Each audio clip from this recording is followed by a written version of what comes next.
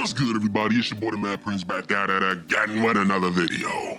The spring season is only a couple weeks away, and with it comes a brand new season of That Time I Got Reincarnated as a Slime. And you know your boy likes that slime. Pause. It's coming back to air, and I love that shit. Whether you're watching this at the beginning of its airing, or you're watching it in between two-part season, or you're watching this long after it's already aired, I am here to give you your fix on everything slime related. Well, not slime related, that seems kind of fucked up. I am here to give you your fix of 5 anime like That Time I Got Reincarnated as a Slime.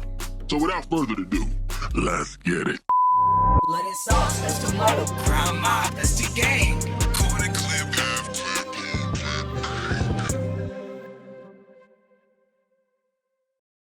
One day in the heart of Tokyo, a door opens up to another world, bringing with it soldiers on the backs of dragons to pillage and kill the populace. Their raid is cut short by the intervention of the JSBF, but in order to understand what has happened, they send forces into the portal and discover the origin of this alternate world and the reasons behind this attack. This is Gate. Gate is a fantasy, but it's more, how would I say, it's more comedic than it is action-packed, but there is plenty of fucking action. So yeah, the whole thing is about the JSDF basically doing this expedition, trying to figure out what this new world is, what they designate as a special region, and trying to figure out why were they attacked, so on and so forth. And throughout the whole thing, he meets a lot of different characters, fights dragons and shit, and basically goes head to head with an empire that thinks it can win against these people, but it's JSDF. It's the American military fought ancient Rome.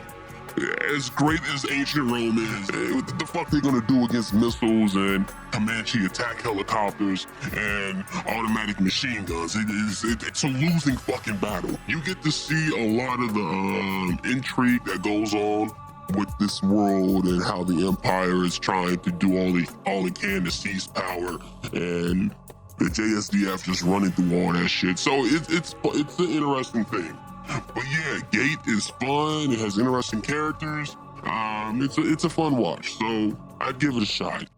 Kenshi Masaki is summoned by a cabal of extremists looking to dominate the land of Gemini, using him to pilot a powerful mech known as the Sacred Mechanoid to assassinate a young empress with promises of returning him to his home. However, the plan fails and he's captured by a group of strong-willed women and gets involved in an all-out civil war while becoming the object of affection for his captors and any woman he meets along the way.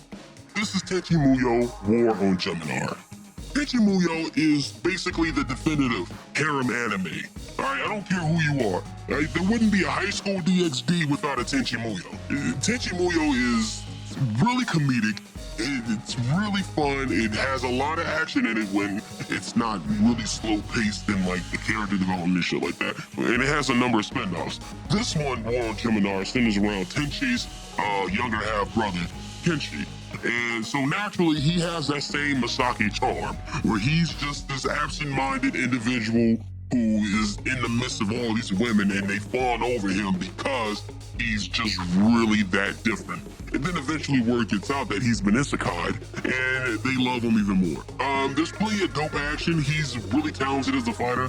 He's like his older brother Kenshi, he's basically OP, too OP for his own good. And his interaction with all the characters around him, it's also really dope. If you're looking for a good laugh, if you're looking for some decent action, check this one out. It's 12 episodes, but every episode is like an hour long, so it's basically 24. So, yeah, it's a pretty decent watch.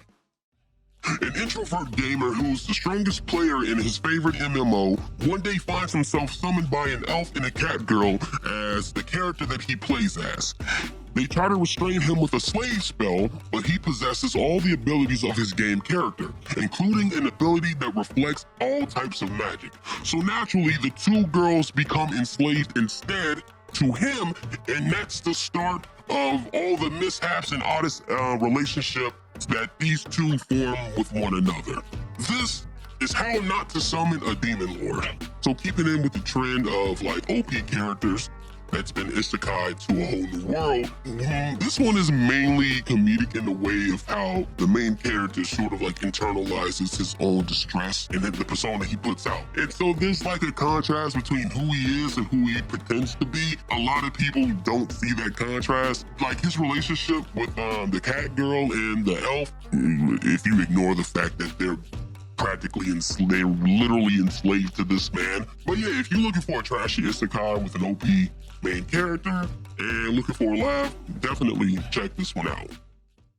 A Gundam-loving programmer ends up dying and he gets reincarnated into a fantasy world where knights, magic, and giant mechs exist.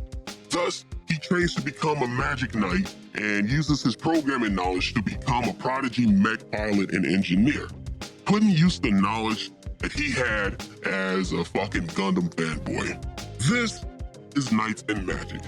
I think Knights and Magic is like one of those titles that, I mean, it's technically an isekai title, but I feel like it's one of those ones that kind of slipped through the cracks because it was such just oversaturation of isekai titles. It's like medieval Gundam. That's the best way to describe it. I won't lie to you. It's kind of... It's okay. It's okay. It's not great, but it's okay. But it is interesting to watch if you are into Gundam and gunplay or whatever the fuck y'all call it. But if that's your thing, then probably give this one a quick look-see. A cold-hearted salaryman gets murdered by an employee he recently fired, only to be greeted by God himself. The salaryman displays his atheist ideology, which annoys God to the point where he forcibly reincarnates him as a young girl in the WW2 era fantasy world. And he proceeds to meddle in the salaryman's life in order to force him to believe in him, while the salaryman does everything he can to triumph over God's meddling. This is the Saga of Tanya the Evil. So this one was recommended to me by the homie. Check out Dread Dad's podcast, by the way. If you didn't know, I'm atheist. And so it's funny that God is just like this attention whore, basically, who is just trying like hell to get him to believe in him. Because apparently God is upset that the modern world has believed in him less and less. And as Tanya, the salaryman as Tanya, is keeps the same mood that he had as a salaryman. The same efficient and ruthless ideology that he had to do his job well. And this is all in an attempt to try to thwart God's plans and try to subvert him and live out the rest of his life. Because God gave him the stipulation that if Tanya ends up dying from anything but a natural death, she won't be reincarnated, and her soul will be sent to hell for all eternity. Which is a fucked up thing to do considering you're the reason why they're there in the first place. You just can't live and let live. So if you've never seen the Saga of Tanya the Evil, you should really watch it. This shit is dope as hell. And I fucking love it. Alright everybody, that's 5 anime that time I got reincarnated as a slime. Is there any series that I didn't mention that you think I should have mentioned? Feel free to put them in the comment section down below. That's all the time I have for you today. Thank you for watching. Remember to abuse that sub button, caress that like button, and as always, keep your crowns crooked and stay classy. Deuces.